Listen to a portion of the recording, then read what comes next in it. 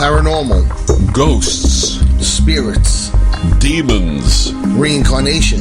Past lives. The afterlife. Divination. Exorcisms. Witchcraft.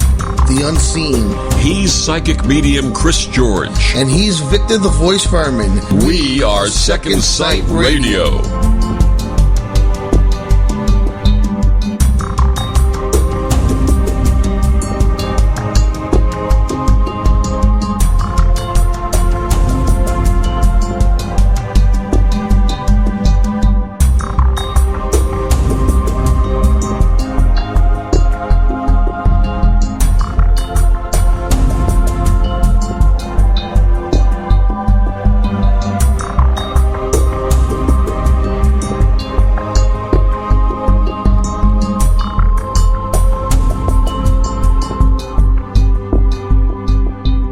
Paranormal. Ghosts. Spirits. November 13th at 8 p.m. Eastern Standard Time, and we are airing live from New York City for the next 2 hours, people. You're listening to our new home, DTMWickedRadio.com. Check us out. Get in the chat room, people. I don't know what you're waiting for. It's a kick-ass chat room. Get in there. Our calling number is 818-431-8214. That's 818-431-8214, and you guys can call in. We like callers, you know. Our guest tonight is a really cool guy. He's kind of cut in my mold.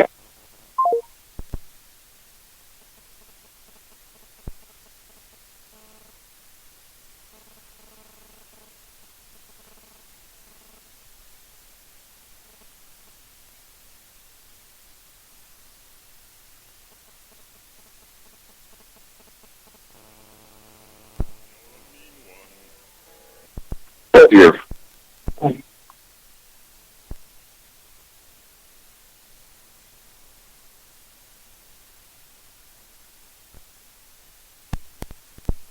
Contents.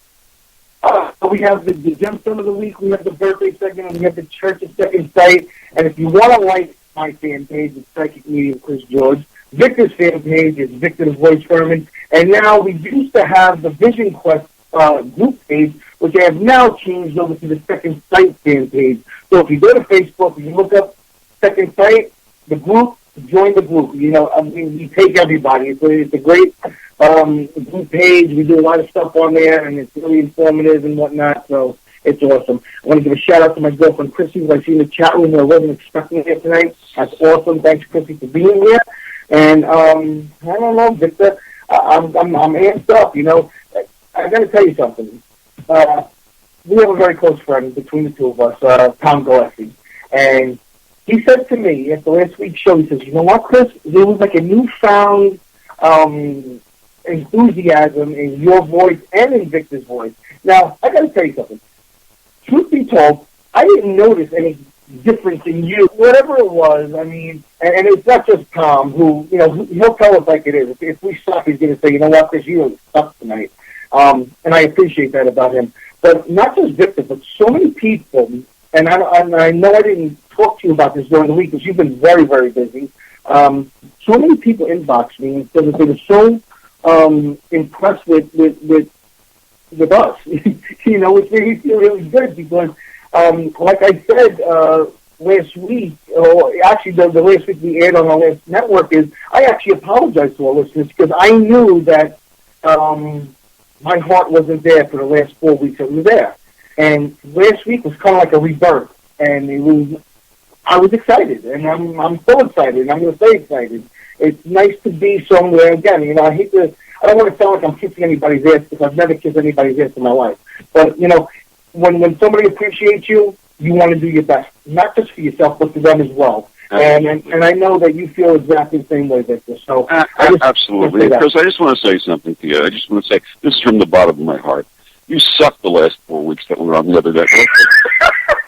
And honestly, if you hadn't come back, I wouldn't be here tonight. I was tired of you're downplaying and all the nonsense you're not. No. You know what? I completely understand, and I completely have compassion for you, because I know how it felt to be like a shot in the stomach when we got the word that they wanted to switch our nights on that network. And I think we're in a great place right now, and I think we're going to enjoy it. And yes, I have had a really busy week, and I just want to say a big shout out and a thanks to all of our fans and listeners in the Atlanta, Georgia area, because I had the pleasure of being in Atlanta on Tuesday, Wednesday, and came back this evening. I got to say, people in Atlanta are really wonderful. They are courteous, and they're warm, and they're genuine, and they say good morning, and they smile, and they really mean it. And they say thank you, and they smile, and they really mean it. So a shout-out to Atlanta. And I had the pleasure of meeting a mutual friend, Morgan St. Knight, and Morgan and I had dinner together last night. And Morgan's a really cool guy, and I really enjoyed having dinner with him and meeting with him and chatting with him, and a good friend. So my trip to Atlanta was wonderful. I attended a convention down there for my day job, and it was very successful, and I'm happy to be home. Well, we're happy to have you here, Vic, and I don't ever want to do the show without you. That being said, let me give some celebrities. General Patton, Grace Kelly, Neil Young, Tanya Harding, who I would consider her a celebrity. We've got Whoopi Goldberg, Jimmy Kimmel. We have Randy the Macho Man Savage. And listen, the most important person on this list, Vinny from the Jersey Shore. Anyway, those are our famous birthdays. And my thought for the week, and I got to tell you, Victor, I had a different thought for the week. But what happened was, listening to people talk today at work just kind of got me thinking, things were bothering me by the way people were talking to each other. But this is my thought for the week. Don't ever use someone's past against them. You're just reminding them of the mistakes they made back then. If you watch their facial expressions carefully, you'll see the hurt in their eyes as they reminisce about everything that's happened to them. Never use emotion as a weapon. It strikes deeper than you can ever imagine. And I've seen that today. And I've seen people be hurt by others' words about bringing up their past. And you know what? The past is in the past. Leave it there. Learn from it. Get over it. And start new. I mean, do something better. If you were in a bad place and you pulled yourself out of it, you know what? Who am I or who are you or who is anybody to bring those people back to their dark days? It's not fair. It's not nice. It's rude. And it just kind of like rubbed me the wrong way today. And I actually, and you know me, Vic, if something bothers me, I say it. I kind of went off on a bunch of people today. And I probably lost about 3 or 4 friends, but I couldn't care less. The thing was being really, really rude to this one person, and I couldn't listen to it anymore. It just really bothered me. I don't know if you want to add anything to that. No, just I think you're absolutely right. I think if you're going to look at someone, don't look at them for who they were. Look at them for who they are now, and that's the way we should approach everyone and everything in life. People make mistakes. We're all human. We all make mistakes. Some of us make major mistakes, but we're always given the chance to recover from that mistake and to go back on a path, on a good path for ourselves. And that's the most important thing, to be on the right path for ourselves, not about somebody else's thoughts about what life should be, but about what our life should be for ourselves. And I think that's really important. And I'm glad you brought that up as your share of the week. I just want to say something. Apparently, a few of our listeners in the chat room are having a little bit of an issue with the audio, and Denny has been telling people to refresh. And I just want to explain how you refresh for those who are not familiar with that term. If you look at the top of your browser, where the address is, where it says www.dtmwickedradio.com/listen.html, on the right-hand side, at least on Firefox and on some of the browsers, there'll either be an arrow or there'll be an arrow with a circle. If you click that, that will refresh the page so that it brings it back with a new player, and you'll be able to hear fine. So I hope everybody is, I see guest 6500 said, I did it, it's working great now, thank you. And I just want to make sure all our listeners have the opportunity to hear every pearl of wisdom that comes from the lips of psychic medium Chris George and Victor the Voice Firm, because our lips are very pearlacious. Oh, you better believe it. And Chris is going to find out tomorrow night. But that's another kind of story. That's the whole other story. But I just want to say another thing before we get to our guest, that next week, like the Paranormal Lounge tomorrow night, Second Sight, myself and Victor will be airing live if you want to watch us, you can actually go to TeslaWolfMedia.com, and you can actually watch us do the show. Well, I don't know if I'm going to be naked. I think I'll save the nudity for Friday night. But because I got to look at you, Victor. And listen, you're a good-looking guy and all, but the thought of Chris, together. Chris, I'm going to be buck naked. I'm going to have a dollar bill covering my privates. Okay. Well, you know what? I'm sorry you need a dollar bill, but I'll have $3 bills covering my privates. Yeah, and then I woke up and that dream ended. But so I just want you guys to know that next week we will be always airing here on DCM Wicked Radio. This is our home, but we will also be airing on Tesla Wolf Media, so you can actually watch us, which is pretty cool. And don't forget to watch the Paranormal Lounge tomorrow night from 10 to midnight Eastern Time. At the caller number, 818-431-8214. Victor, why don't you introduce our guest, Victor, all there? Chris, I'm really happy to welcome our guest. His name is Rick Kueber. He's a businessman, a paranormal investigator. He's the founder of EVP, the Evansville Vanderburgh Paranormal Investigations Group. And he's the author of the book, Forever Ash, The Witch Child of Helmet Creek. Good evening, Rick. Welcome to the show. Good evening, and thank you very much for having me on. Well, it's our pleasure. I mean, you've been on our show before, and I felt like we hit it off. I don't know what you think. I mean, you might think I'm an asshole, but that's okay. I thought you were a really cool guy, and I like that. There were a couple of things that I brought up that maybe we didn't see eye to eye on, and I appreciate your honesty and having an opinion is sticking by, because all too often we get people that we talk to, and just because that myself or Victor says something, they just kind of like follow our lead. And you know what? You're not being true to yourself. And I thought you were pretty true to yourself. And then you have your beliefs, and we had great discussion. And that's what makes for a great show. And I appreciate that. And that's probably the main reason why we brought you back, because you were real. And we pride ourselves on being real. So thank you for that. Well, you're welcome. I appreciate your acknowledgement of that, because I agree 100%. Anybody can be a yes man. That's right. And kiss butt and I mean, literally. That's the easiest thing in the world to do, is to agree with everything somebody says. I'm sorry. You guys got to forgive me, because you said anybody can be a yes man, and Chris goes, "That's right." Did you really have, you know what, that's probably going under the radar for everybody except for you, and now everybody thinks I'm a yes man. No, just because I am so tired, Chris. I don't know. I'm in the funny zone right now. I apologize. All right. Well, that's good. That's good. So, why don't you start off this interview? Rick, please tell us, what experiences led you to become a paranormal investigator? Well, there were a number of things that really kind of started it all. Really, back in several years before I started investigating, back around 2000, my son was born, and got a whole new outlook on life. But it was just a year later when my brother died. He was only 36 years old. Oof, and it's okay. It's been a number of years, and it's something that you never forget. But time does make it easier, and it's a fond memory now. But seeing him pass at such a young age made me question, what if something like that would happen to me or my son?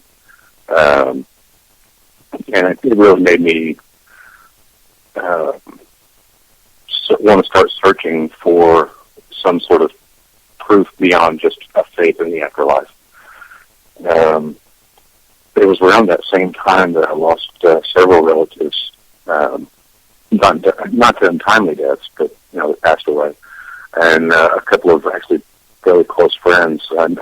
One who was just over 40 died of colon cancer, and it's one of those things that I just felt the need to try to find some answers for myself. And it wasn't until several years later, after doing a lot of researching through public libraries and the internet and things like that, that I started to learn about paranormal investigating. And I thought, it's kind of on the same page as what I'm looking for. So I started delving a little deeper into it. And it's kind of funny because it wasn't until recently that I was on having a conversation with someone, and something they said really hit home. They were talking about it having an out-of-body experience. And I got to thinking back, and just a year prior to my son being born, I'd been working on a construction job up on a ladder, and I heard this noise, and this hornet came and stung me in the ear. It felt like being hit with a baseball, and somebody threw a baseball hit me in the side of the head. It hurt so bad. Climbed down off the ladder, and I was sitting down for a little bit, and the guy I was working with said, "Man, you don't look so good. Let me take you to the doctor." So, long story short, he ended up taking me to the emergency room. Somewhere along the trip, I stopped breathing, apparently. And I never really put this all together until very recently.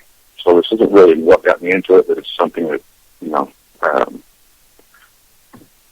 maybe subconsciously did. Anyway, that was all over with. This anaphylactic shock that I went into. And after it was over with, we were leaving, and he said, "Man, I think we lost you there for a little bit." And I said, "Oh, I wasn't in that bad a shape. At least when we got to the emergency room, I was able to get out of the truck, get on the gurney, and sit there and ride it in." And he said, "No, well, nurses picked you up and put you on that gurney." And I just thought, well, I was just didn't remember it right because of my physical state. But the more I think about it, it could have very well been an out-of-body experience, because I vividly remember getting out of the truck and sitting down on this gurney. But according to my coworker, I was nowhere near conscious, and I may not have been breathing at the time. So I know that kind of went off on a tangent there, but I have a tendency to ramble sometimes. No, that's okay. Listen, we have 2 hours to kill, so you say what you gotta say. So, but Victor, I'm interested. I just want to ask you a question, Victor. I mean, I know we have a guest, but I'm interested. If I don't know the answer to this, I want to know what got you into being a paranormal investigator. And you can't tell the story about when you were still with the grandpa, because that didn't get you there. It had to be something later on in your life that said, you know what, I want to become an investigator. You actually went out and you bought some equipment, and I mean, I know you use yourself more as the equipment than anything else, but what was it that made you want to be an investigator? Well, throughout my life, from that experience as a kid, I recognized the fact that death is not the end, that there's something else that goes on. And you can't just take this about being a paranormal investigator, because there were other things that happened. But for the first, probably from the time I was about 18 until the time I was about 38, my spiritual path, my path of investigation, my mystical path was all shut down. It was all about work, supporting my family, doing the right thing in terms of raising my daughter and everything else. Not that anything's wrong with that, but that's what my focus and concentration was on. In my late 30s, my marriage was starting to fall apart to my first wife, for spiritual reasons of all things, because I was going in one direction, she was going in a completely other direction, completely different direction.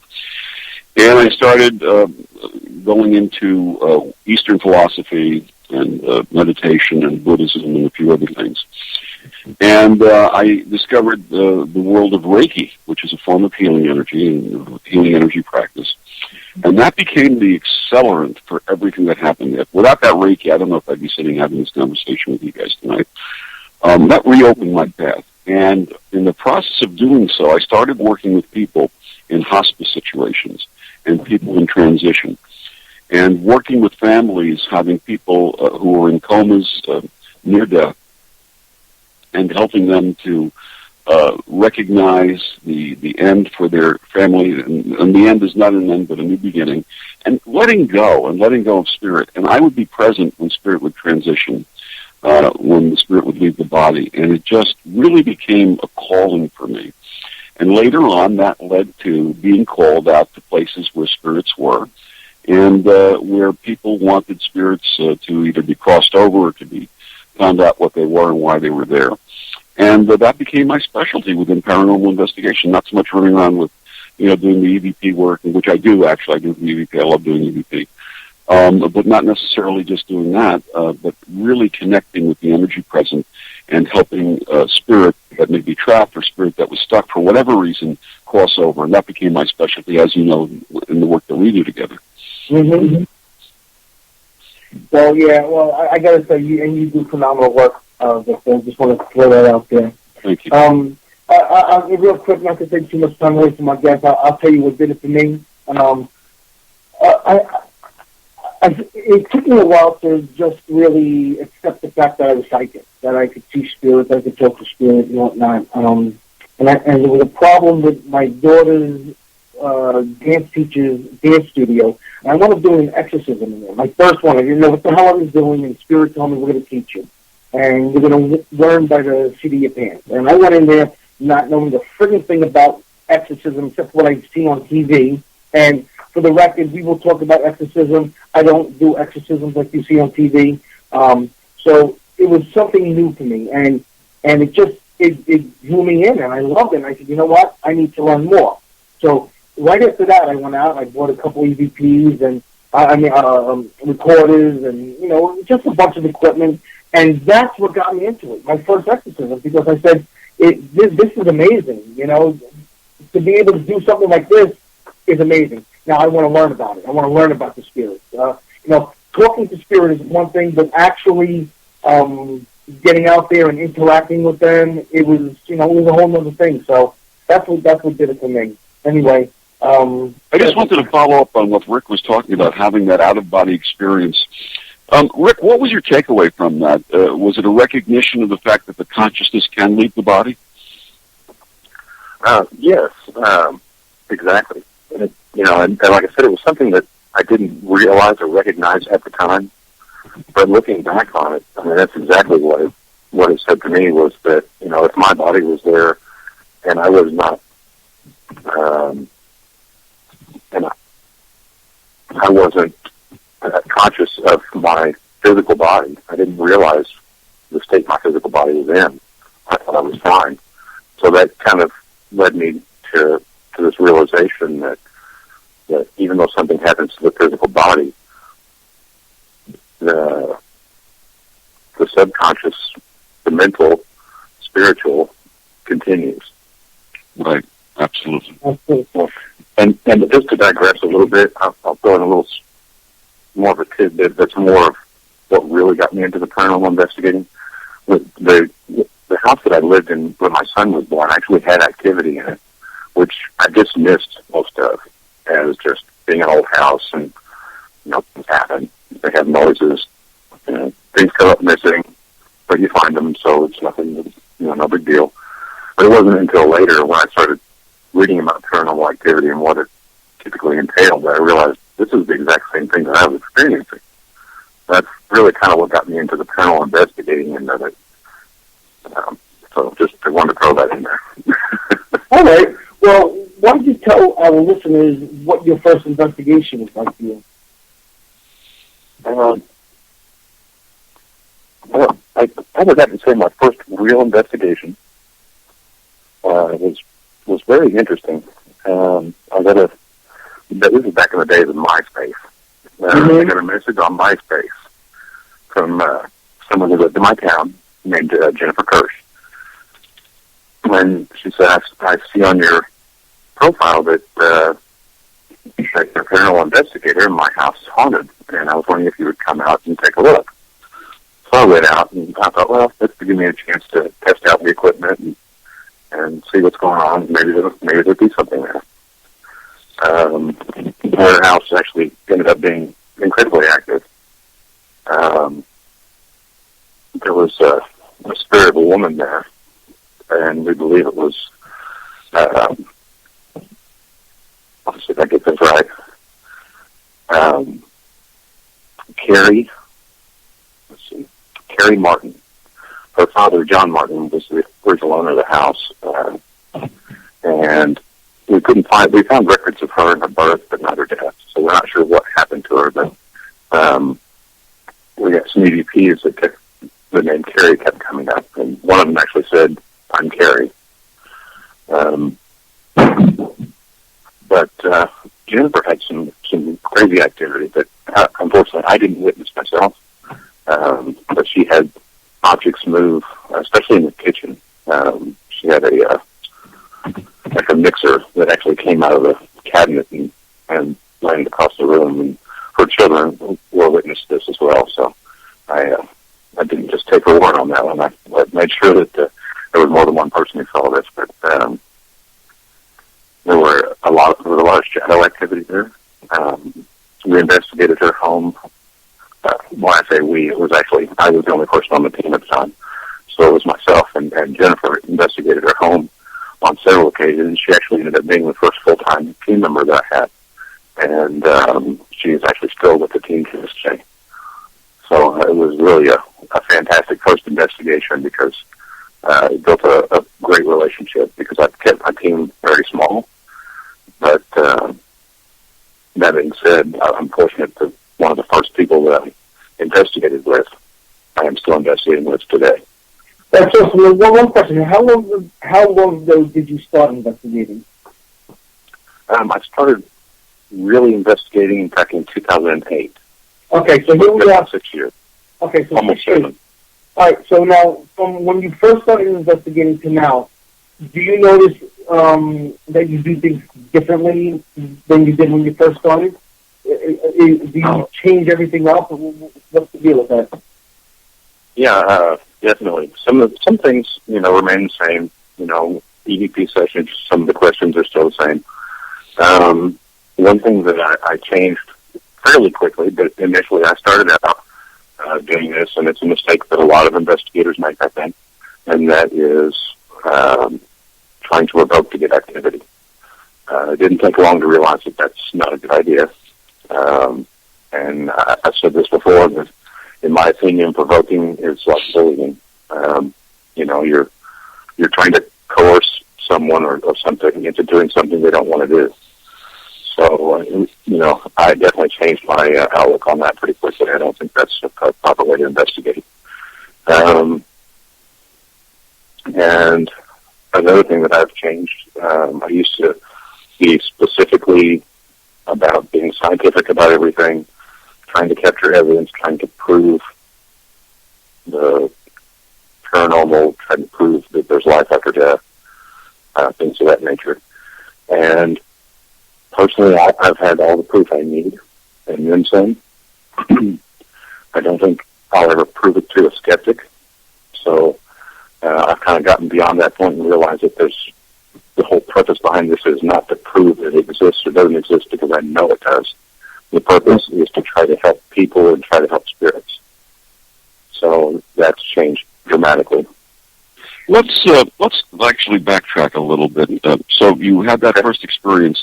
What led you to found Evansville, Vanderburgh Paranormal? I guess it was whenever we finished the first, actually after a couple of investigations at Jennifer's, and we started getting some real activity and some good electronic voice phenomenon that gave us some answers, not all of them, but some answers. And it really seemed to help Jennifer out, that I was just able to validate what was going on for her. And then we, from that point, we started researching, about the home and the property and things. And she and I had a discussion. It's like, we really could help other people. So we decided to try to form a team, which is morphed into several different teams over the course of its history. And by that I mean we've had members come and go. At the largest point, I think we had 7 people on the team. We've always tried to stay small because we like to work as a family unit, and know everybody on an intimate level, as opposed to having 20 people and picking and choosing a few people to go on an investigation who may have worked together once or twice in the past. We work together on every investigation, and so that's really what started the idea of having a team. And the fact that there actually was another team here in the area, and I didn't even know they existed. I thought, you know what, if I don't know they existed, there's probably a lot of people who don't know they exist. So it's not going to hurt to have somebody out there with a name that's a little easier to find. So if anybody Googles Evansville and Paranormal, they're going to come up with my team. So that's kind of what got it started. Rick, do you have a code of ethics that you follow, you and your team? A code of ethics? Yes. Well, I'm sure we do. We don't have like a written code of ethics, but I mean, there are some obvious do's and don'ts. I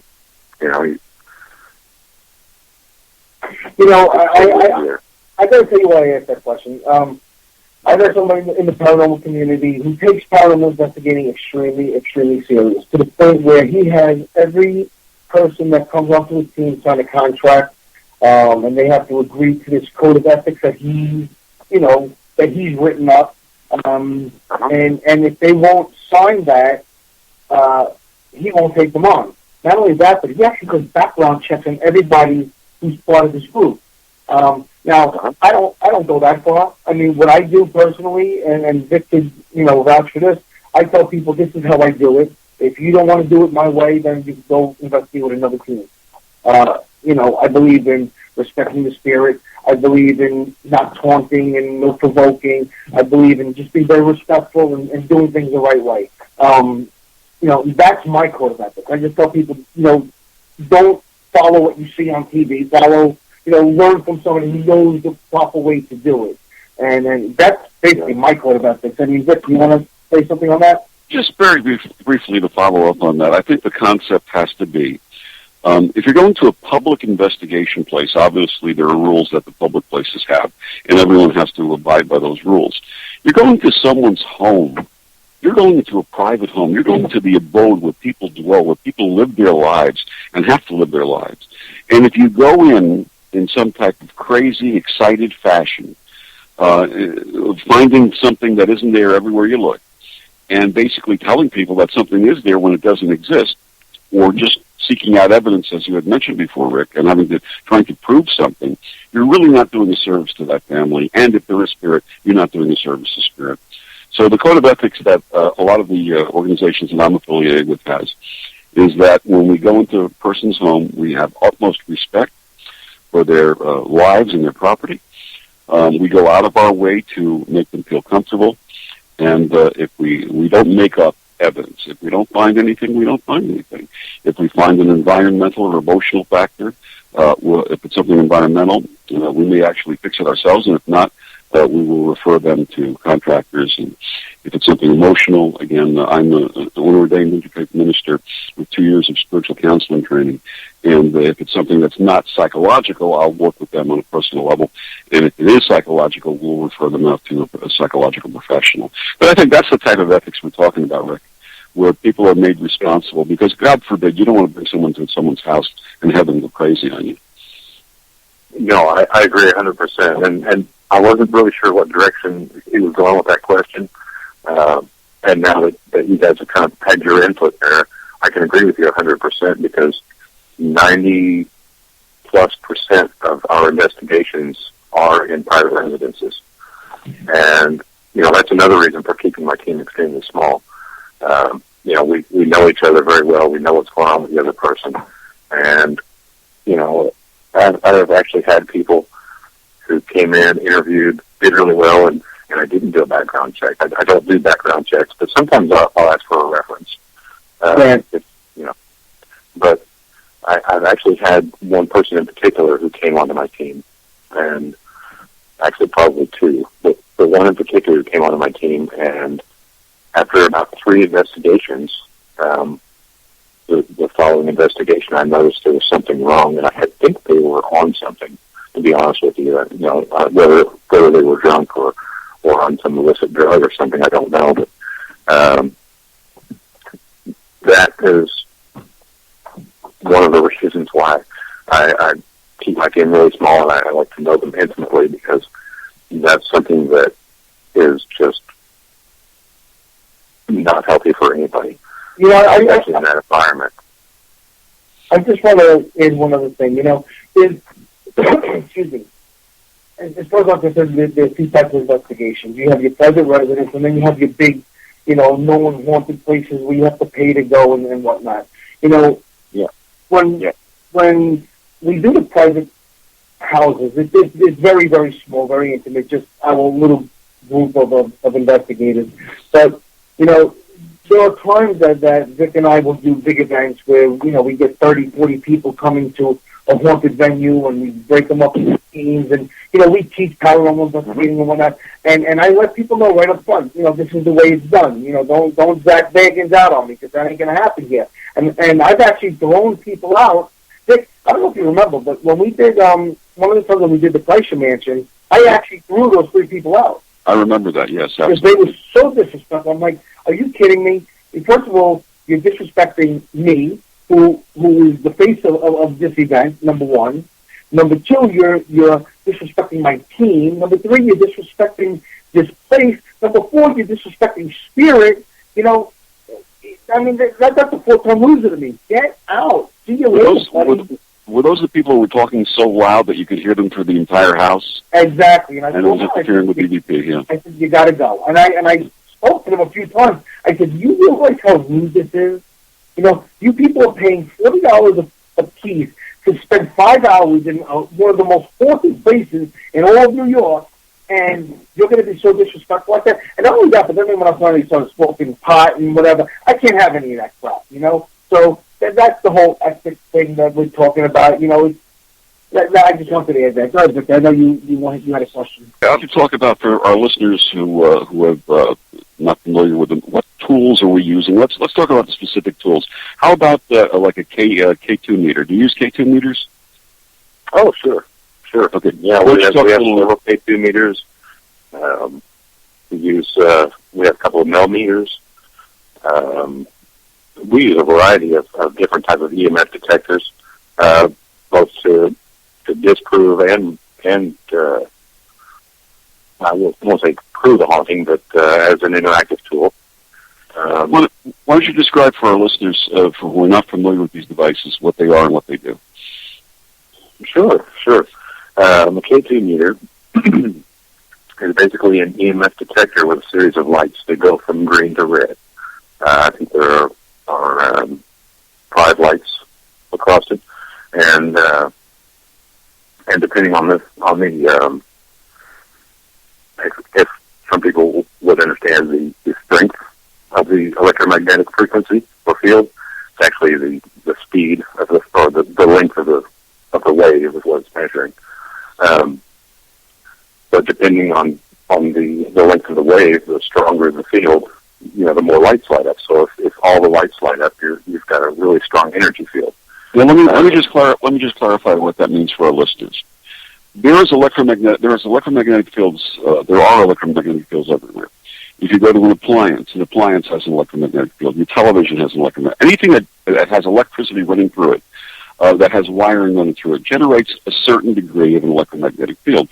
Normally, your normal appliance, your normal modern dishwasher or your refrigerator or whatever it might be, if you were to bring one of these devices, a Mel meter or a K2 meter, any type of electromagnetic field detector to it, you'd probably get a reading of somewhere between 0 and 1, maybe a little over 1 milligauss, which is the way you measure the electromagnetic field. If the device is not properly shielded, it could actually be putting out higher levels of EMF. I've seen devices putting out much higher. A very quick story. We were on an investigation once where the guy was complaining that he was waking up in the middle of the night, about 3 a.m., and there'd be a face staring right at his face. He had an iPod dock, not an Apple brand. It was an off-brand iPod dock next to his headstand, about 3 feet from his head. And it actually pegged the meter at 100 milligauss, which is a tremendous magnetic field. And that level of magnetism can cause skin irritation. It can cause paranoia, hallucinations, any number of things. Yes.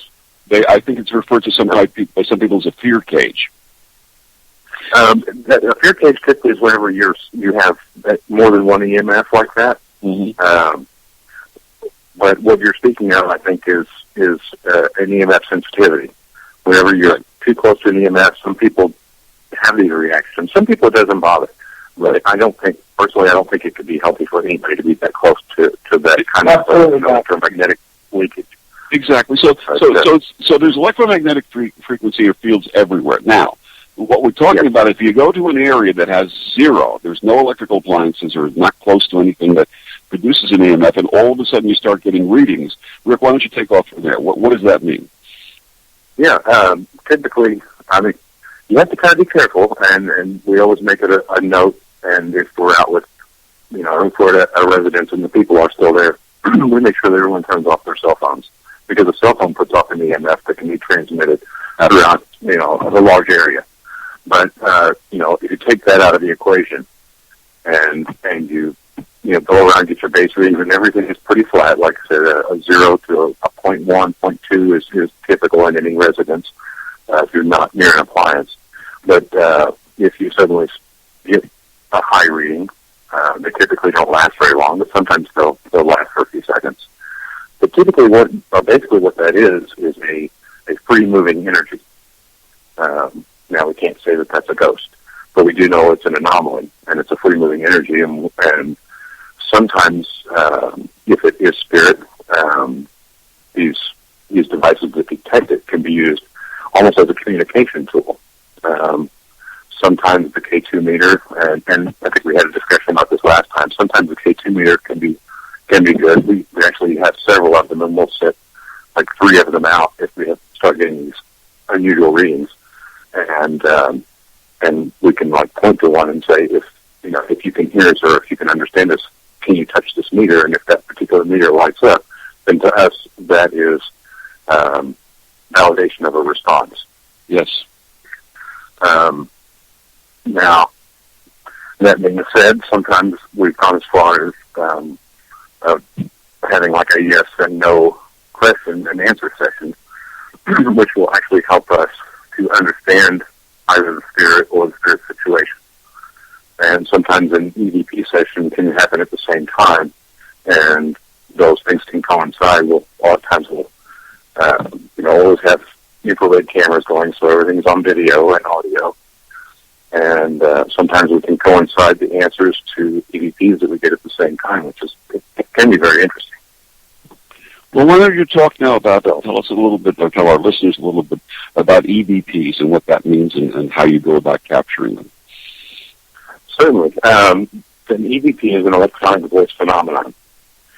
Now, there's what's called a voice phenomenon or an audible phenomenon, and that's whenever someone hears a disembodied voice or a sound that there is no origin of it, they can't pinpoint an origin of. An EVP is an electronic voice phenomenon, and that is when an electronic recording device of some sort, whether it's a digital recorder, a video camera, whatever the case may be, an analog recorder, captures a voice on a recording that's not heard by the human ear.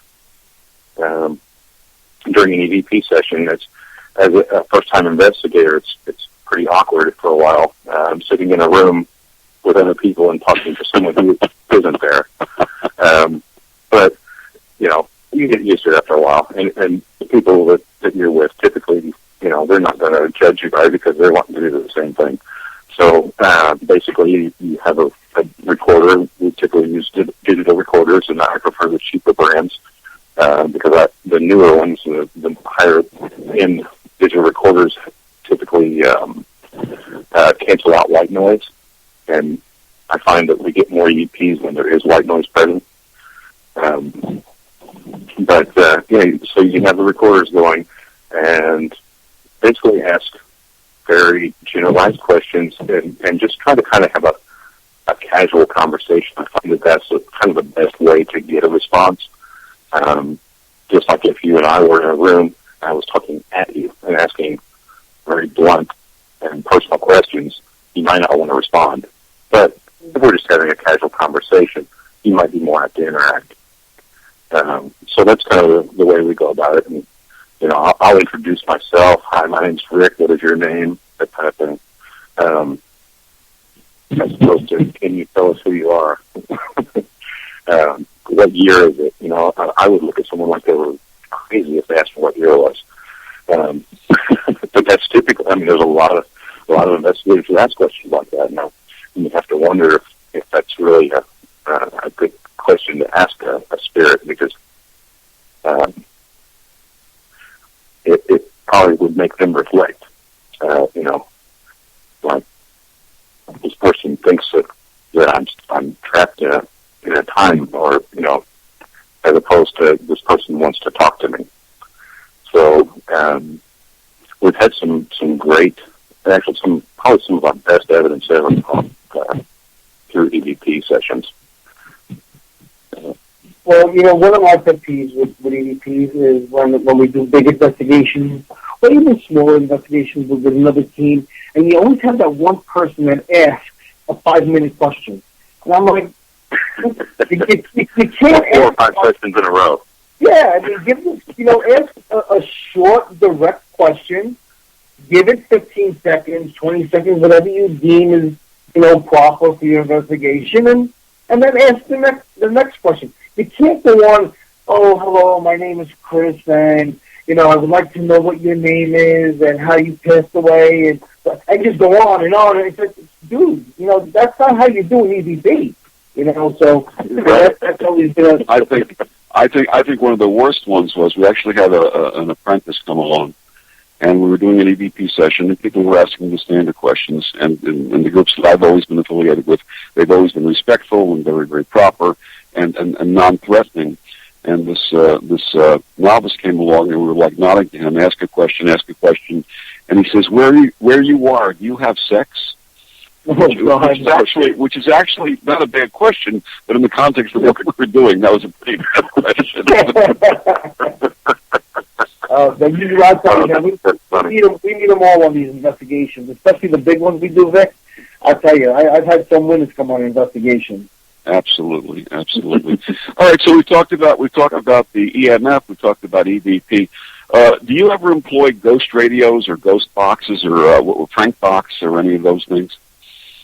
You know, I've used one before. I don't own one, and I know people will argue this point, but my problem with the ghost box and the obelisk, which is another form similar, that's a joke. That's a toy. is basically what you've got is something that's scanning through the radio stations, and it's picking up little bits of words here and there, and you're supposed to see if it answers your questions by doing that. And it's kind of like, you know, when you look at the clouds and you see a bunny rabbit, you know, if you look long enough, you're going to see something. Same way, if you listen close enough, you're going to hear what you want to hear. Yeah, if something's constantly going to spit out at you. Versus a digital recorder where, you know, you're listening and you hear yourself talk and you hear static. And then you hear yourself talk and you hear static. There's no inputted voice there from some gadget. It's like audio. Different. It's like audio matrixing. Matrixing is the mind's attempt to organize something to something that it understands. So, for example, people see or look at the clouds and they'll see a shape. For example, they'll see an angel, or they'll see some type of other figure or shape, maybe a face. And what it is the mind making sense of what it's seeing, trying to organize it or matrix it into an understandable object, something that the mind has experience with. And auditorily, it's done the same way. Yes, and visually, it happens so often with photographic evidence. Right. People say, "Do you see that face? You know, do you see that shadow?" It's like, I do, but I can't really count that as evidence because I don't. You know, I wasn't there at that particular time. Like people will send me pictures. What do you think of this picture? And it's an interesting picture, but without being able to go there and see what could have caused that, I can't say that that's a picture of a ghost. Absolutely. You know, it might look like it now that you've pointed out and circled it with a red pen. But you know, it does work along those same lines, and that's really a good term, that like audio matrixing. Absolutely. Matrixing. I like that. And the final question about we talked about, you just mentioned taking pictures in photography, orbs. Yes. everybody gets excited. They get a picture, they see orbs. What's your take on orbs? Oh, orbs are a fantastic way to capture photographic evidence of dust and small insects. There you go.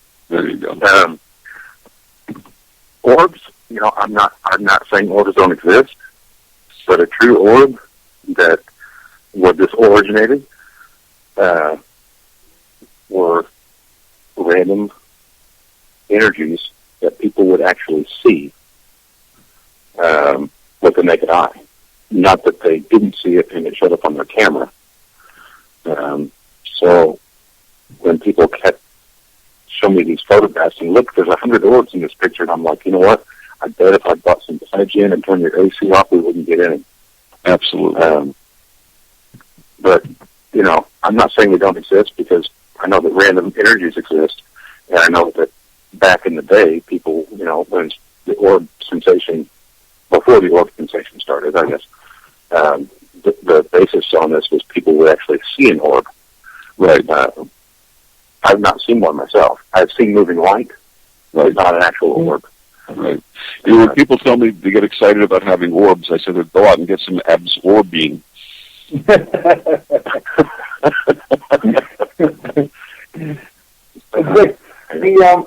a question in the chat room, Vic?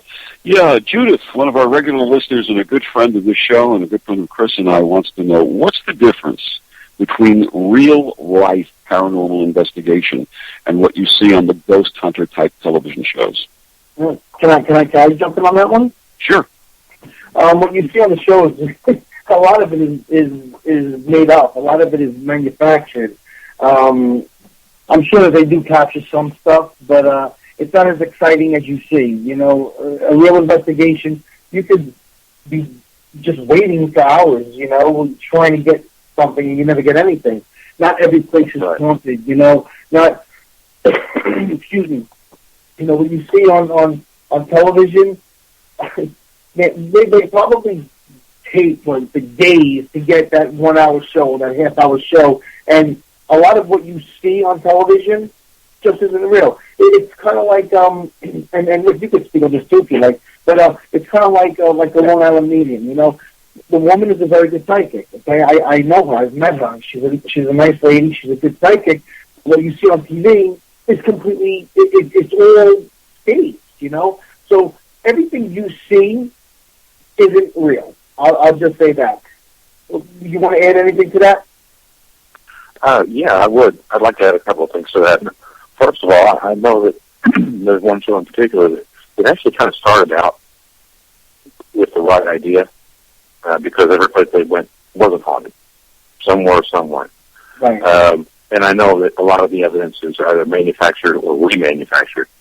And I know this because I submitted an EVP for a particular documentary about a place, and they're like, well, that's a great EVP, but we can't use that because it's not clear enough for TV.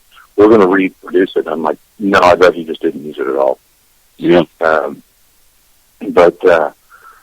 Yeah, the best thing about some of those shows when they first started, especially, or when the paranormal shows first started, not necessarily in particular series, was they gave a fairly good representation of what we try to do. Now, one thing I do know, and I don't know if I should say any names, but I spoke to, I've got some friends who did one of the big paranormal shows. And one of the things they said was, you don't see it in our show because you see us go there, we do our investigation, we show our evidence, and we leave. And so what you don't see is that we actually bring psychics in with us. We actually bring clergy in after the fact, if the president asks for it. So that we never air that because the network doesn't want that on the show. So it's kind of a shame that it's a fair representation of what an investigator does, but it's not a fair representation of a paranormal investigation the way it should be done. Well said. We have another question in the chat room from Ben, and he wants to know, what do you think about laser grids? Laser grids? We have a few of them. They're okay for what we typically will do in a case where we use those is we'll set them up in a room that we're not going to be in Right. and put a camera in there. I love them. I happen to love them. Yeah. The problem I have with trying to use them in the room I'm in is that my eyes start playing tricks on me, and I'll have them blinking in and out or moving, and I know it's my eyes playing tricks on me. So we always try to set a camera up. So even if we do happen to be in the room and we see something, we've got video to back it up, and we can look back at the time, and so you have to look. There's movement on the camera as well. Right. But yeah, we own several, and I like them quite a bit. Rick, we touched upon this topic a little bit earlier, but Lisa in our chat room wants to know, what is your opinion of people who use provoking during an investigation? I am firmly against it. Like I said, when I first started, I don't know if provoking is really the right word, but I kind of did some provoking. I did what I could without. I wasn't mean about it, but I would try to coax them into activity. But as I said earlier, I really feel like provoking is a form of spiritual bullying. Absolutely. You're trying to get someone or something to do something that they don't want to do. And some of these people actually get angry and try to make the spirits angry in order to get some sort of activity. And what's the purpose? I mean, if you really believe in the paranormal and afterlife, what is there to prove? You're not accomplishing anything by making something upset enough to be active. If anything, you're doing just the opposite of what your purpose should be. That's a fact. You catch more bees than honey. You catch more bees than honey. I blame television and some of the paranormal shows on TV for even bringing about the concept of the idea of provoking. I don't think people would be doing it had they not seen it first in one of these shows and thought a lot of these kids become paranormal investigators based on the fact that they see a TV show, they think it's cool, and they go out and they buy T-shirts and equipment, and they go out and do investigations, whether they're trained or know what they're doing or not. And this whole idea of provoking, my take on provoking is this. If you had the actual person in the flesh standing there, would you say the same thing to them that you were saying to the spirit in the provoking, antagonistic, or nasty manner? And the answer is no.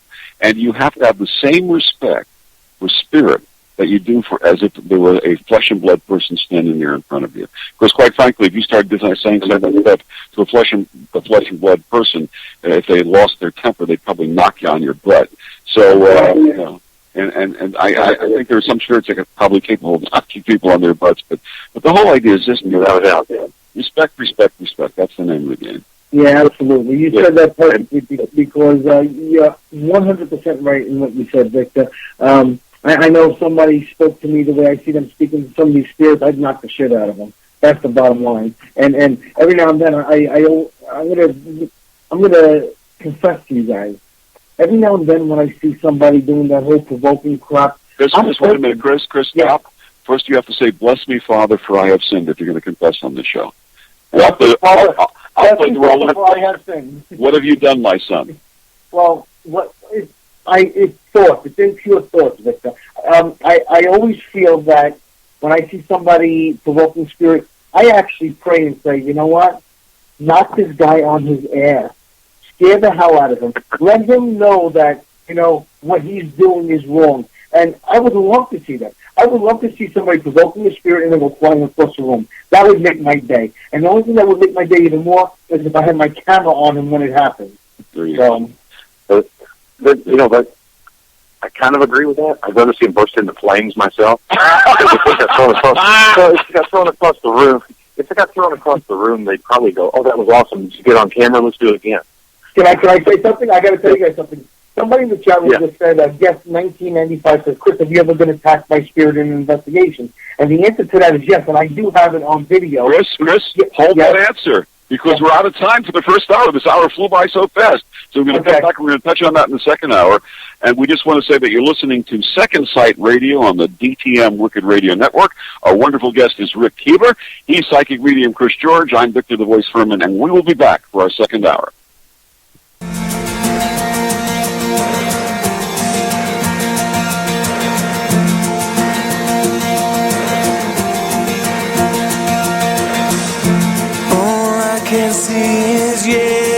yesterdays.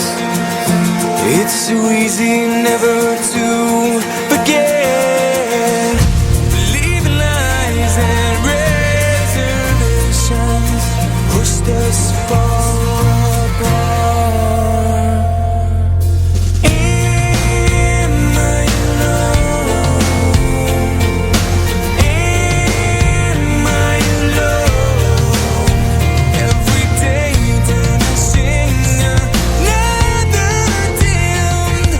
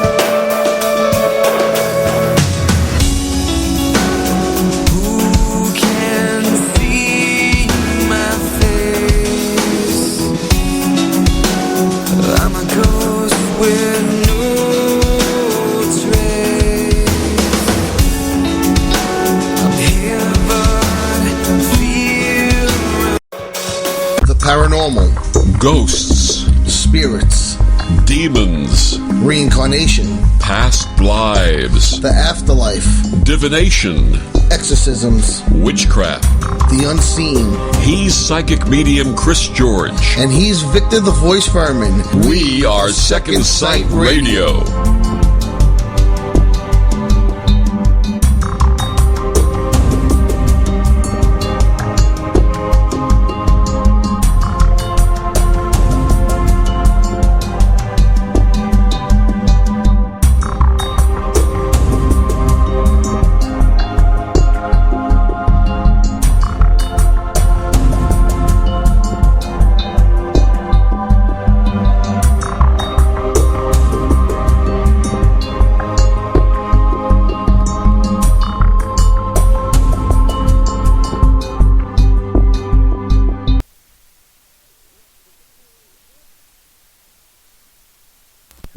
Two, you'll feature psychic medium Chris George and Victor the Voice Fuhrman. The first hour we'll be speaking with Rick Kueber. Guy is an awesome dude, talking paranormal. Where all of us are throwing out some personal paranormal stories. So if you listen to the first hour, you had a great treat. The second hour will be just as good. Rick, why don't we just go straight into Church Second Sight? Go for it, baby. All right. You know, there's something that's been bothering me. Okay? I haven't called out anybody in a long time because I've kind of stopped doing that. But I feel like I need to. And I'm not going to do it in a disrespectful way. There's somebody in the paranormal community, his name's Evan Jansen. And everyone in the paranormal community knows this guy. Most don't like him because he's a mean guy. You know, he writes really nasty things about good people. And it's sad. It's not needed, okay? We know that there's problems in the paranormal community. We know it. There's a whole lot of problems in the paranormal community. Why does this guy have to dwell on those problems? We know that they're there, okay? You know, I've had quite a few friends that have been attacked by this guy, and he's vicious in the way he does things. And it bothers me because, you know why? I've read some of the things he's written. He's not a dummy. He's actually... You know, he's an intelligent guy. You can tell by the way he writes. He's somewhat educated. You know, he writes well. You know, he's not a dummy. My thing is, why use your pen to knock people down? There's so much in this community, in this paranormal community, that can be praised. There are people in this community that can be spoken highly of. Okay, why not focus on those people? You know, I look at all these young guys and young women and even older who are just getting into the paranormal community, and they're doing things the wrong way. They're following Zach Baggins, and they're doing the provoking, and they're being morons and whatnot. You know, why can't this guy use his knowledge and his smarts to teach these people the right way to do things? Right about following this person. This person does it right. Why don't you emulate this person instead of emulating somebody who does it the wrong way? There's so much that can be done, you know, in a positive way. He doesn't have to hurt people with his words, but he chooses to. And, you know, listen, he'll probably come after me for this, and I couldn't care. It's irrelevant to me. I mean, I'd crush him anyway. That's neither here nor there. And the truth is, I'm not going to get into the whole tit-for-tat thing. I'm not here disrespecting the guy. What I'm saying is, he's a smart dude. And if he would just take that pen, instead of writing the negative things about people that he doesn't like, why not write some positive things about people that he does like? All right? I think people would like him more, first of all. I think he would have so many haters, which I don't think he even cares about. But the fact is, there's so much in this community that should be praised. Okay? And I just think that that's something that he should think about. I know this will get back to him and whatever, and the next thing you'll know is I'm going to be getting, you know, abused on his page, and that's okay. I couldn't care less. But all I'm going to say is, dude, you could make a positive thing go on in the paranormal community, as opposed to all the negative stuff that you put out there. Vic, is there anything you want to add to that?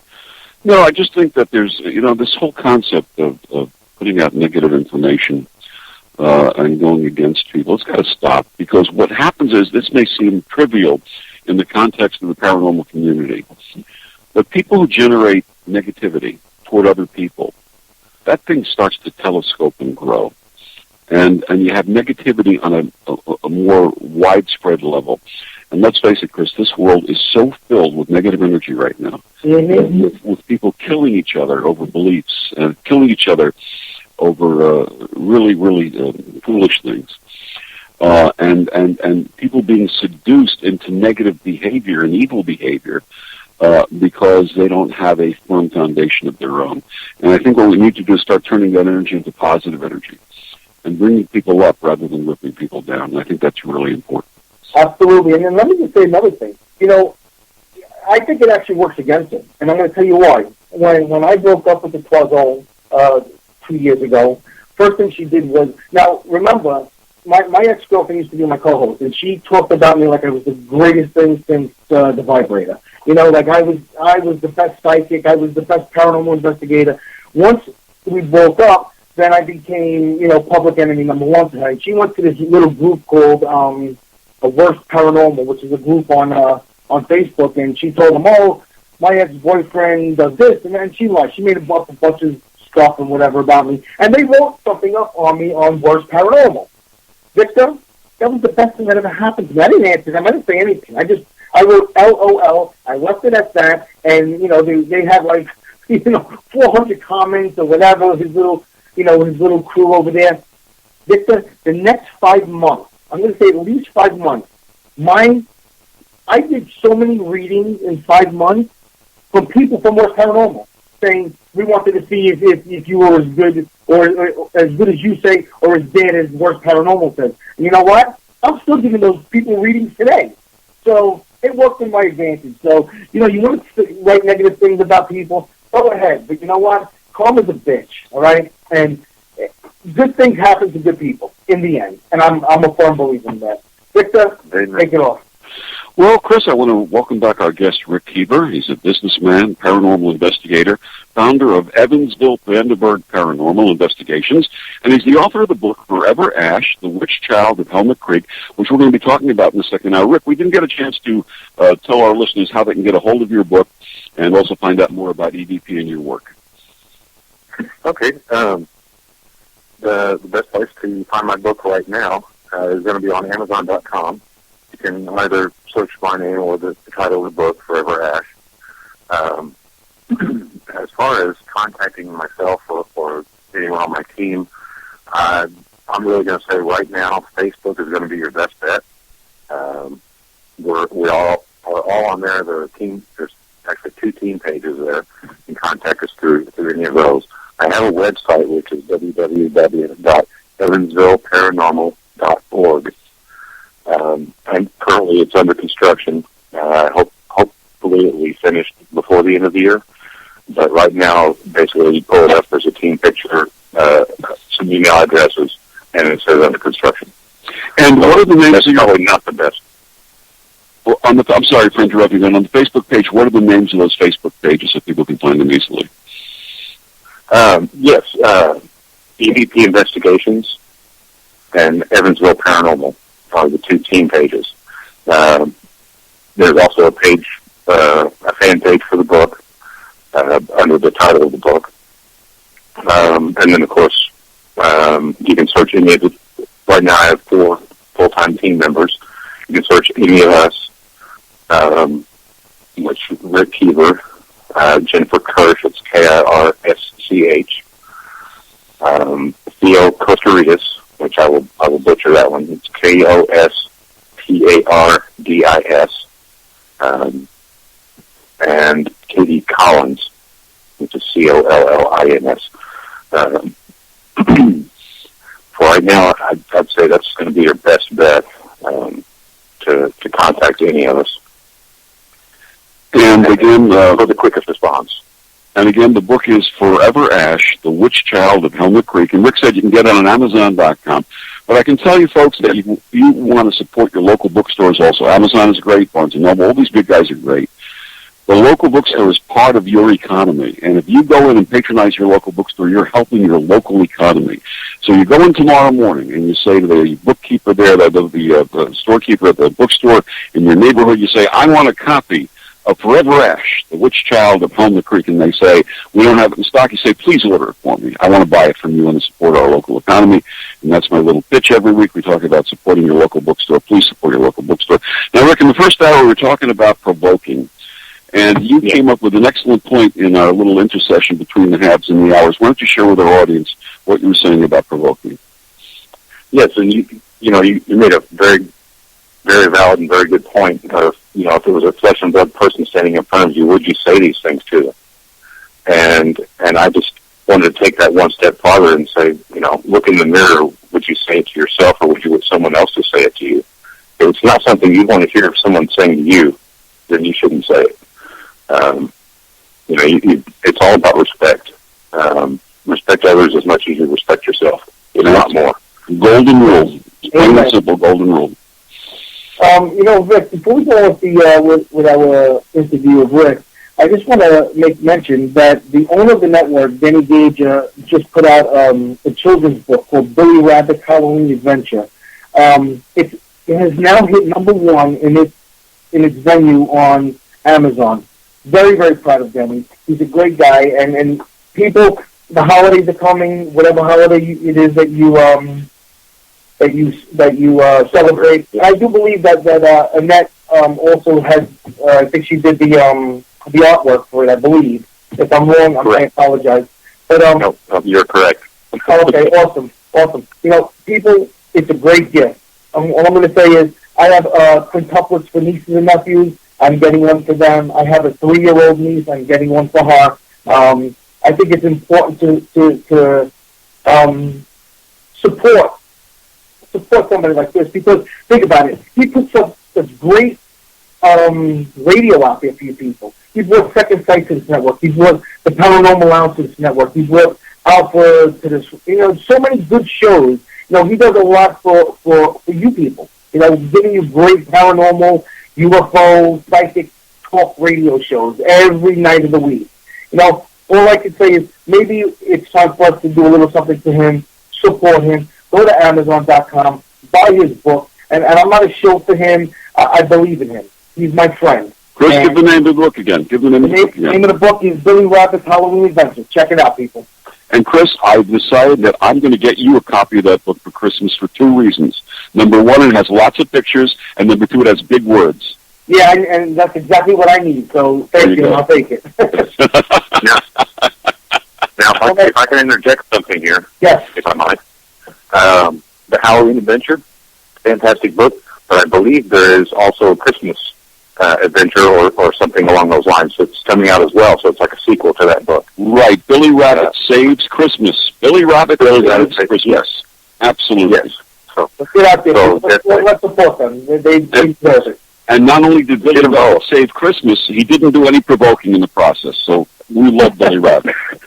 Vic, before we went to break, I was talking about somebody asked if I'd ever gotten something happened to me on an investigation, and I was going to tell the story about when I got thrown across the room, and unfortunately it's not on YouTube anymore because my ex-girlfriend took it off, but I have the video, and I just don't know how to.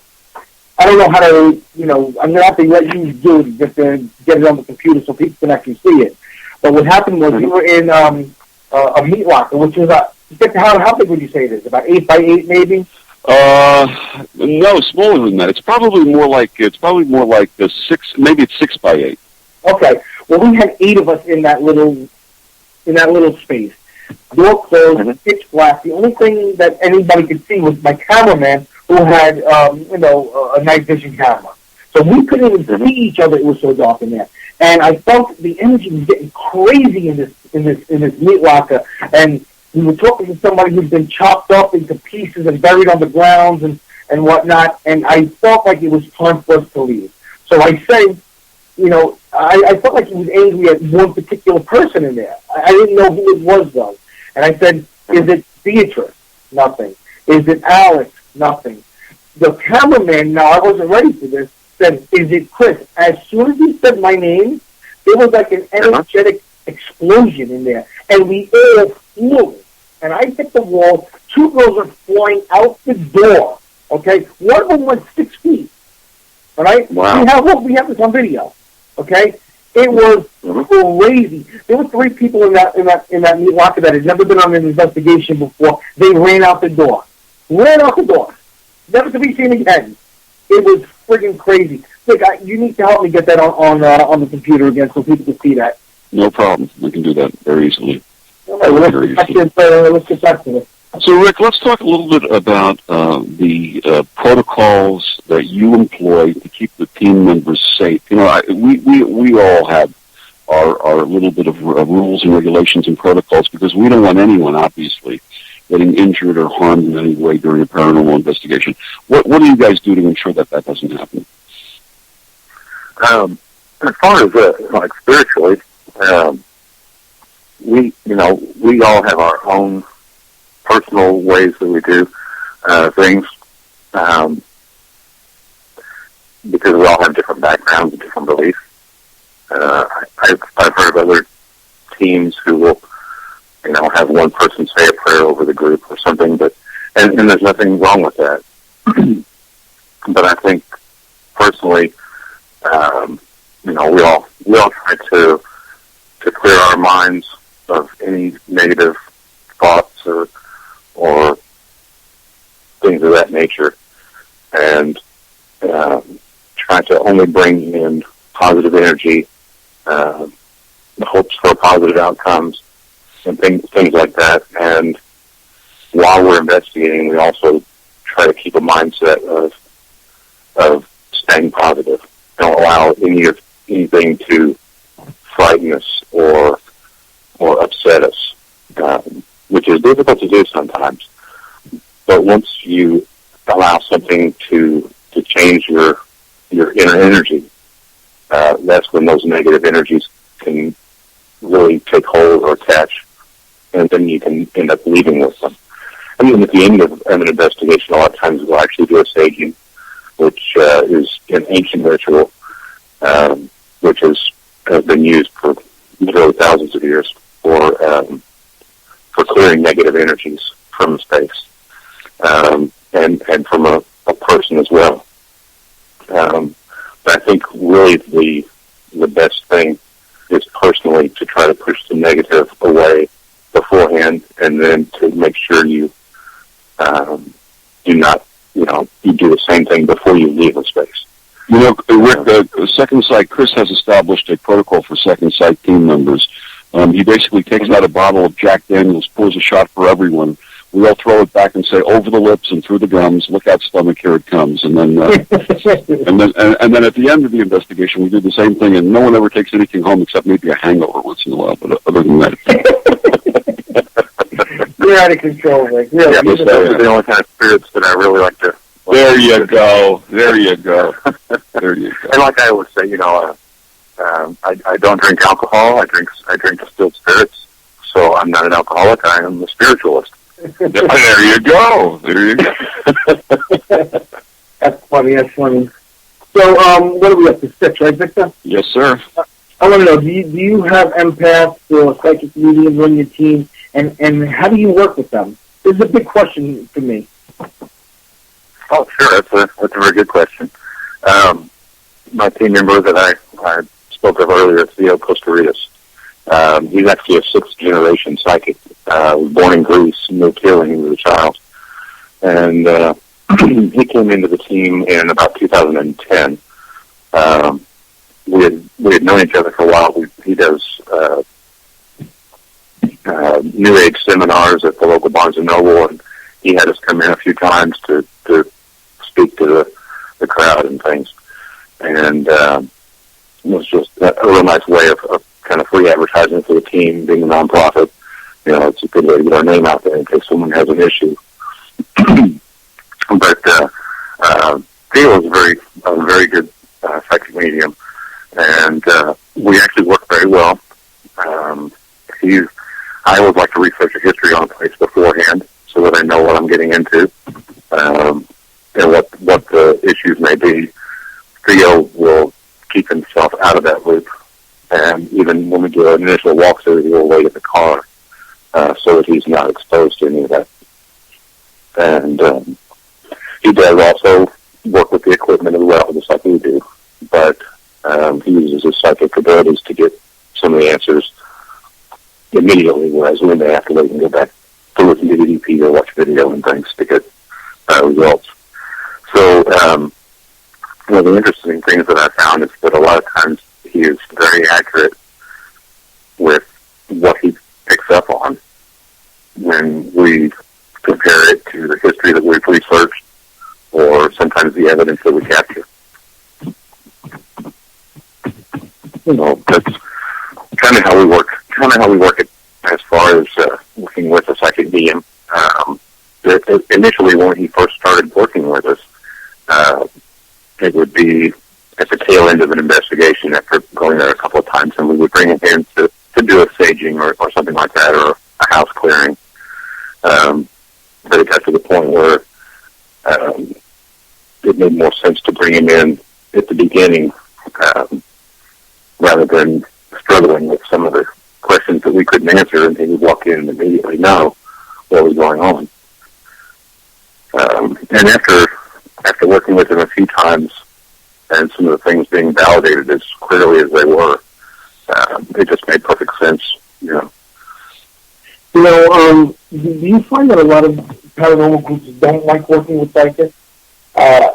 Because in my experience, you know, we have a bunch of paranormal groups out here, and a lot of them, they don't even want a psychic around. They say that it ruins their investigation. Now, me being a psychic and having my own team, I can't fathom why they wouldn't want to have a psychic there. Because, and hear me out, if I come up with some type of whatever, vision or whatever it is, that somebody is there, and then, you know, we use an EVP and we can't verify what I'm getting, then it's not evidence. Okay? It doesn't matter what I get.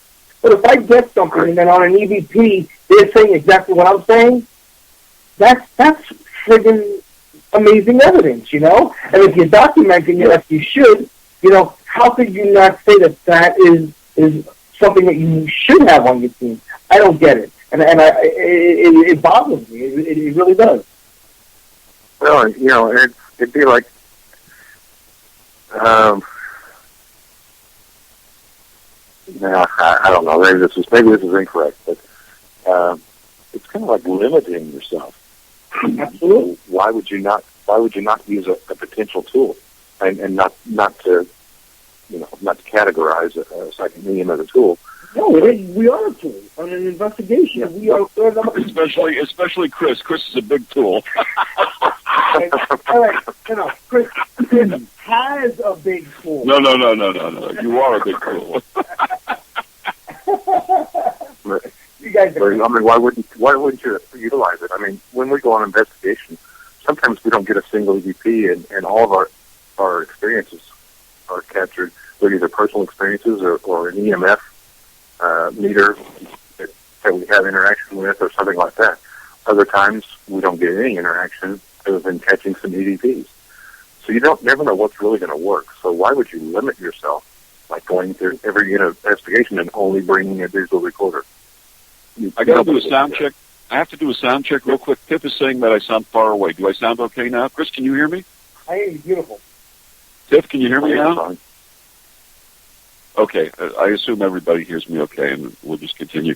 In your opinion, Rick, do demons or negative entities exist? And if so, have you confronted them? I agree that that negative entities and negative energies definitely exist. Just like they do here. There are negative people in this world, and some people, I think, when they cross over, retain that negative energy about them. Demons, I have a different perspective on demons myself. I think, personally, and this is in my first book, probably a little bit better explanation, but I think of a demonic presence or a negative entity, maybe not entities, maybe not, but I think of a demonic thing as being more of a collection of negative energy that is personified. Absolutely. It's not necessarily a person's spirit. It is just so much negative energy that is collected in a small space, and it becomes its own entity. And that's the kind of thing that attaches to people, and they take it with them. And then their life becomes negative and burdened. And it's not until they separate themselves from that negative energy, or that negative energy is dissipated, as it should be. You know, the universe is full of positive and negatives. And when there's too much of either one in one place, it throws things out of balance, especially when it's negative. And that's my personal definition of what I believe a demonic presence is. And I'm not trying to take anything away from anyone's religious belief. That's just my own personal opinion. I really don't think that, there are, black bat-winged demons from the ninth level of hell that come to earth to torment us. I don't think that's the case. I could be wrong. Yeah, my ex-wife never haunts any place except my old house, but that's another story. Oh God, Victor. So let's move on. What methods do you use to deal with angry spirits? To deal with angry spirits or negative spirits? Oh, honestly, I try to treat them the same as I do any other spirit. I look at it as they're angry for a reason, which I probably, in most cases, don't know what that reason is. Some cases I might, but in most cases I don't know what that reason is. So I simply try to communicate with them on a level like I would anyone else. And just like a person who's angry, especially if they've been bitter for a long time. You can talk nice to them and they're still going to be angry. But after time, and sometimes it takes a long time, but eventually they start coming around to realizing that this person is not treating you bad. Maybe they don't deserve this. And sometimes that actually works to change the energy of an entity, at least in some of my experiences. All right. Vic, you want to, I'm sorry, I didn't see that. You want to do Ben's question, or do you want to, it's the same question. Ben in our chat room wants to know if you use an IR camera, DVR setup. We do at times. I don't use it on every case. Right. Usually that's a second or third visit. First visit, we usually don't get into it to that extent unless it's going to be a one-time visit. But usually it's not until we actually prove that there's some activity that we'll go to that extent. Now, if I could digress a little bit to the previous question, another way that we deal with negativity, I mentioned saging before. Sea smoke we also use, which has been known to draw negative energy. And believe it or not, there's an old ritual using multiples. Like I typically use rice as a good one, but there's an old belief that the negative energies, the negative entities, they're like almost OCD, and if you spill out like a handful of change or a handful of rice, they're compelled to count these things. I'm serious. That may sound. No. I'm not laughing because I'm not taking you seriously. I just had this vision of these spirits counting out the corn and counting out the rice and counting out the coin. Yeah. It sounds crazy, but it's been used for literally hundreds, if not thousands of years. I think it actually goes back to. It's really a Native Indian culture, thing, but it also goes over to the Asiatic culture as well. But yeah, it's been used for eons, really. And whether it works or not, I'm not sure. But there have been cases where it does seem to work, and I don't know if it's a distraction for them or for us, but I think a lot of it has to do with our personal beliefs. If you think something works, then sometimes it does. Absolutely.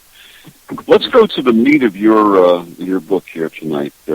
You've written this amazing book about a case that your team worked on in Evansville, Forever Ash, the Witch Child of Helmet Creek. Please tell us about that case. It started out, honestly, it was pretty early on, so we weren't extremely experienced. We started in 2008, and this happened about 2010, late 2009, early 2010. So we were fairly new.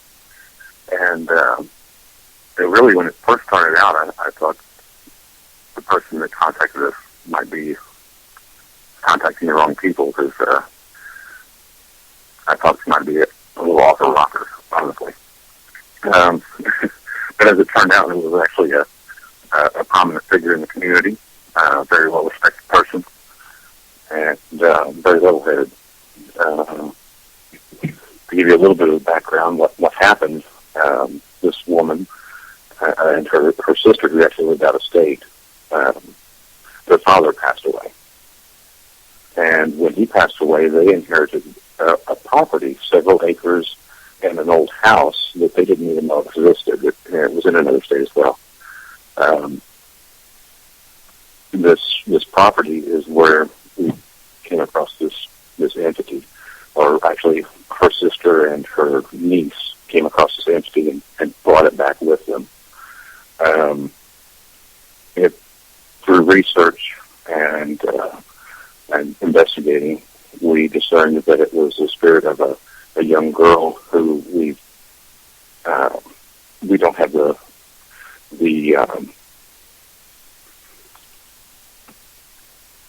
I don't know what I'm trying to say. We don't have permission to use their actual names. So in the book, we call her Ashley.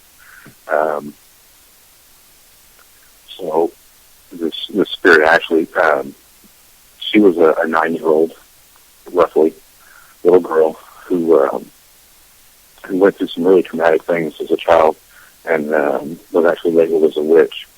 And her and her father were kind of outcasts in the community until her father turned her back on her, and then she was burned as a witch. And apparently it was about this time that I guess the property was abandoned. After she was burned on the property, I guess he left. Maybe he couldn't face what he had done, I'm not sure. But so we feel like she may have been somewhat trapped in this space with no interaction for literally a century until his client's sister and niece visited, and so then she brought it back with them. The young girl, only 9 years old, I'm sure she didn't realize what she was doing and was just trying to get her message across, but her interactions would be in the form of physical feelings, very vivid dreams, and sometimes even what I like to call a waking dream. Some people call it vision. But they typically, especially initially, were all visions and dreams and sensations of being on fire. And I know personally, I had some horrific nightmares over this before I even knew the story of what happened.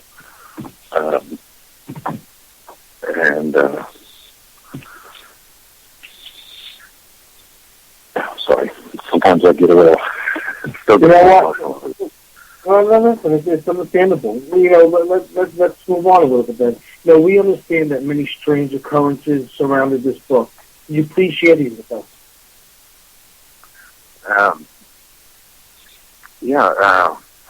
One of the things that we experienced with this particular entity that I've yet to come across was her means of appearing places. Usually when we think of a haunting, we think of a place that's haunted.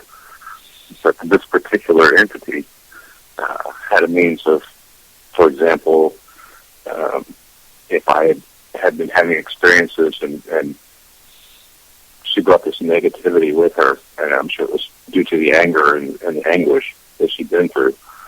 But, if everything was going wrong and I was angry at the world that day, and I would get a call from my teammate, Jennifer, for example, after I got off the phone, I would feel so much better. But then she would start having these experiences. So we're not really sure exactly how that works. I have my theory is written in the book, and I guess I can touch on that. I don't want to give a whole lot of the book away, but anyway, maybe I'll entice someone to pick it up and read the whole story. But we really feel like an entity is basically the same thing we are. We're all energy, and we use the EMF detectors to detect these energies. And EMF is a wave. Our cell phones put them out, things like that. So we honestly believe that she may have found a way to change her vibration, to tune into these energy waves, and basically ride an EMF. In one particular instance, Sheila's, this is going to sound really out there, but it seemed like whenever she would make an appearance, that there would always be an electrical storm. And we kind of wonder if maybe if she were using the energy from these storms to transfer herself from place to place. And almost, I don't know. Like I said, it's going to sound really out there, but if you can imagine, we go on investigations. Everybody's experienced battery drainage and cold spots. Well, these are ways that these entities are trying to draw energy to manifest. If you can imagine being able to draw a little bit of energy from connecting with an electrical storm, say a lightning bolt, for example, with all these megajoules of electricity, how much power that would be at once, and what kind of manifestation that spirit could do. And that kind of, to me, is not the only way I could explain where she would be able to manifest the way that she did, because some of the things were just so vivid and so real that it's, in my opinion, I've seen shadow people, I've seen all that kind of stuff. But really, the girl in this book is the only ghost that I've ever seen. And I'm not psychic at all. But everybody says, "Oh, I saw a ghost." It's like, well, maybe you did. But I saw this girl, and sorry once again, hairs are standing up on my arms and everything. But this is something that I'll never forget. It will never leave me. Even if I wanted to, I'm sure I could never forget this.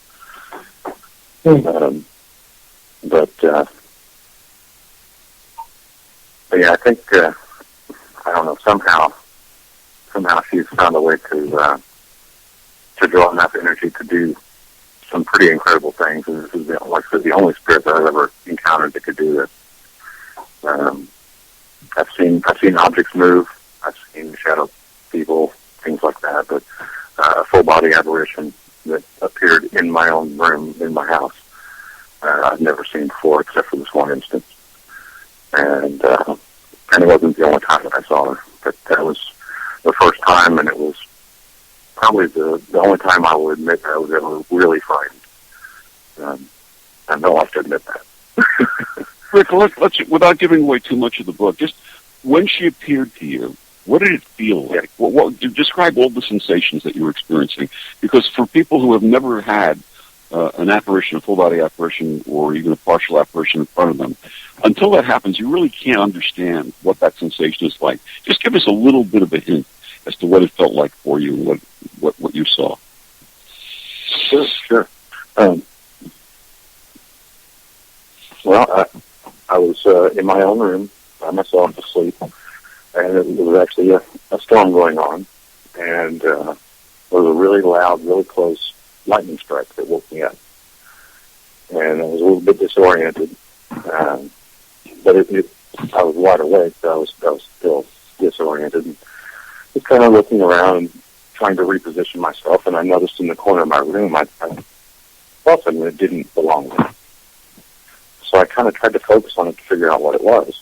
And the longer I looked, I started realizing, and there was an occasional distant flash of lightning, which helped. But the longer I looked, I started realizing that this was a person in the corner of my room. It was this little girl. And I couldn't see a lot of details. But I could immediately feel an energy in the air, like a static electricity, where your hair stands on end, but it's not because you're cold or scared. You just, there's just an electricity in the air. And I looked and was watching this girl who was just standing there. And she wasn't transparent. It looked dark, but it just looked like a little person standing in the corner of my room. And as I watched, she like raised her hands up over her head, and I could see it was as plain as day. Well, not this day, as plain as night, because it was dark. But I could see her reaching up, and I was like, "What in the heck?" And the lightning flashed again, very close, and what I thought was this looked like a little girl. It looked like she had a dress on, or whatever. The lightning flashed, and suddenly what I saw was this charred little person. And it was just a horrific sight.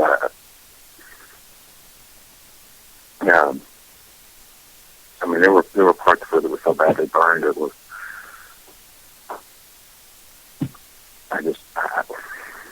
Sorry. That's okay. Rick, I wonder if the intense electrical storm enhanced or contributed to our ability to appear to you that way. I really feel like it did.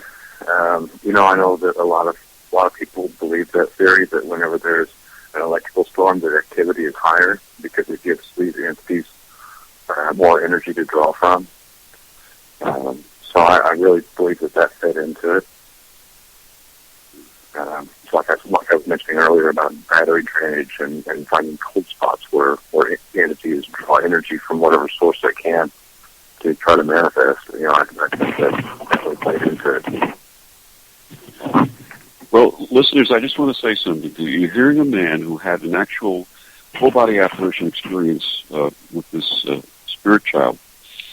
And if it's compelling to you, if this story is compelling to you as it was to me, because Rick was on with us on another show before, go out tomorrow or get online tonight and order a copy of Forever Ash, The Witch Child of Helmet Creek. You're going to read it, and you will stir inside as you read what Rick details in terms of the investigation, in terms of this full-body apparition, and everything connected with this story. It's an amazing story. It's a true story. And for those of you who enjoy reading something that really gets you engrossed and makes you inspire, gives you what they call a total physical response as well as emotional and mental response, go out and get Rick's book, please. Outstanding. So Rick, you have a new book called Shadow of Eternity. Could you please give us a little sneak preview? Sure. This was shortly after we had wrapped up the case with Ashley, the book Forever Ash. I received a call from a woman, or actually received an email through our old website from a woman who was associated with a place called the Order of the Owls, which is a fraternal club like the Eagles or, a VFW type place where you have to be a member to attend this nightclub. Well, not just a nightclub, but so I got the call from him, and she's like, "Well, we think our establishment is haunted." And I thought, well, this, she gave me a little bit of the background, and it sounded very benign, very the typical stuff, shadow movements, people thinking they've been touched, and things of this nature. And I thought, well, this will be interesting. This will be fun. not to make light of it, but after the one we had just done, it seemed like it would be a nice, refreshing change. And so we got there, and she had already done some research on the place. And it turns out that the Owl's Nest, as it was called, was actually a home back in the late 1800s. And a very prominent businessman and his wife and family lived there, and his mother even lived next door. They purchased the whole block. Well, tragically, all four of his children died at a very young age. The oldest, I believe, was 8. And they all died within a very short time period. So we kind of felt like perhaps that was the spirits who were haunting the location. The Owl's Nest had purchased the property in 1922, actually added on to it and moved in, and it became their home in 1927. And they had experiences from that point on. There actually were some members who passed away there as well. There was one man who actually had a heart attack on the dance floor back in the 60s, and another person who passed away there, I believe, in the 80s. But what we came to find out was that not only had these children passed away there back when it was a home, but there had been some other deaths that were a little less natural, so to speak. The father was a prominent businessman, but he also had alleged ties to a local militia, or a Midwestern, actually, militia, where guns would be brought in and sort of smuggled through the area. And we think some of his business partners may have had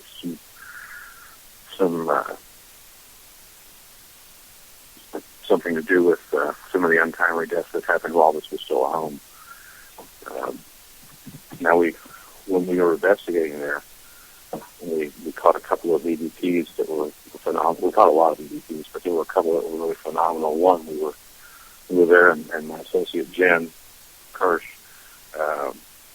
she had gotten some toys out and set them on the floor, and we were doing the EVP session, and hadn't really had any activity at that point. This was our first investigation, and she says, I want to talk to the children that are here. And immediately following, we heard this really loud crack or bang. It sounded like two hammers hitting together. It was a very loud pop. And so I was really excited to go back and listen and see if I could figure out what this sound was. So I go back on the recording to listen to it, and we couldn't hear this noise. It was not there. But in its place, there was a little child's voice that simply said, "You can't find us." And it really intrigued us. So we felt like that these children were hiding for some reason, and that was why they hadn't crossed over. And then later on, we had done another investigation there. And this is all chronicled in the book,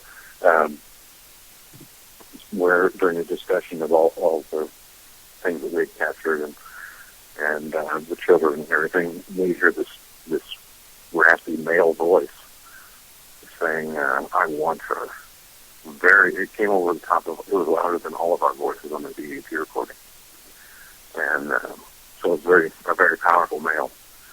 And weren't really sure what to make of that at the time. But excuse me, so I had something in my throat. But I wonder if there's a common energy taking place, because Chris is also having like a sort of a coughing reflex, and I had a bit of a gag reflex. I had to mute my mic a couple of seconds ago. I wonder if there's some kind of energy that in sharing your story, you're bringing that experience about. We're almost running out of time. Kathy in our chat room, a dear friend of ours and a regular listener, has a great question. Since you wrote the book, Forever Ash, has it helped you to better understand what you experienced? In other words, does the process of writing the book answer questions for you and help you to better understand what you experienced? I have to agree that it does, because not only do I get to put my thoughts down in words, but then I get to think about those words and elaborate more on it. Whereas a lot of times when I would just think about the experiences and things, I would try to put it out of my mind instead of trying to dissect it or elaborate personally on it. In the book, I did just the opposite. I tried to explain and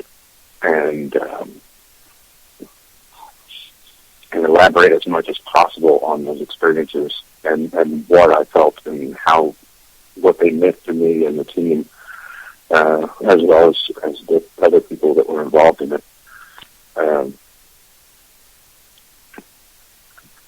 And it's kind of interesting because this happened, like I said, in 2010, and within a year after it happened, I felt compelled to write it down. And I put about 50 pages of it in writing on a laptop. And in the midst of writing one evening, my laptop just literally burned up. It just quit working. Wow. And it was fried. Nothing was recoverable. And I couldn't help because, and this is something I don't know, I think we touched on it the last time, but even after this investigation was finished and we felt like we had helped actually to move on, we still feel like we get occasional visits. I couldn't help but wonder if maybe that was her way of saying not now. But then about a year ago, I felt compelled to write it again. Like it was just the right time. And so I sat down and put it all down. And within a few months, I had the book written and published. So it apparently, when I started writing it, it wasn't the right timing. And this time, apparently, it was. So, but yes, it's definitely very. Gosh, what's the word I'm looking for? Cathartic? Was it a cathartic experience for you? It was, but it also helped me self-reflect on my experiences, and realize what they really meant to me, not just subconsciously. Obviously every experience that we have changes you a little bit. Absolutely. But when you go through something that detailed, you realize how it changed you. Listeners, the book is called Forever Ash, The Witch Child of Helmut Creek, and our gratitude to Rick Kueber for joining us tonight and sharing the experience. What a great show this was. Absolutely. You did a great job as always, Rick. Thank you for being our guest. Oh, well, thank you very much for having me back on. It's always a pleasure, guys. Yeah, we kind of ran out of time. I apologize. And Chris, next week our guest is Jason Miller, author of the book Sex, Sorcery, and Spirit. Nice. So it's going to be like a very orgasmic show, maybe? Yes, an orgasmic show. Orgasmic. That's right. There you go. So he's psychic medium Chris George. I'm Victor the Voice Fuhrman, and we are happy to be coming to you with Second Sight Radio on our new home, DTMWickedRadio.com. Thank you, Denny. Thank you, Tiff. DTM family. Good night, everybody.